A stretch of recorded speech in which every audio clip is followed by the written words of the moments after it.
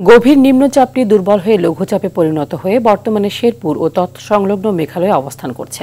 এটি আরও উত্তর অথবা উত্তর পূর্ব দিকে অগ্রসর হয়ে ক্রমান্বয়ে দুর্বল হয়ে যেতে পারে বলে জানিয়েছে আবহাওয়া অধিদপ্তর।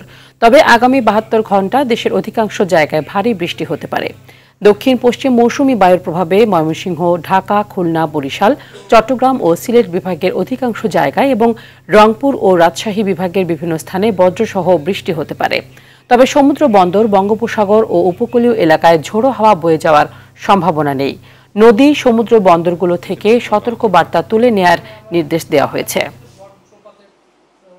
উত্তর বঙ্গোপসাগর, বাংলাদেশের সমুদ্র উপকূলীয় এলাকা এবং সমুদ্র বন্দর সমূহের উপর ঝোড়ো হাওয়া বয়ে যাওয়ার সম্ভাবনা নাই। ফলে আমরা যে সমুদ্র বন্দরের যে ৩ নম্বর স্থানীয় সতর্ক সংখ্যা ছিল সেটা এখন নামিয়ে ফেলেছি সকাল ৯টার। দেশের পূর্ব অঞ্চল অর্থাৎ চট্টগ্রাম এবং সিলেট বিভাগে বৃষ্টিপাতের পরিমাণটা কিছুটা আগামী ২৪ ঘন্টা বেশি থাকবে, আর দেশের অন্যান্য অঞ্চলে বৃষ্টিপাত অনেকটাই কমে যাবে।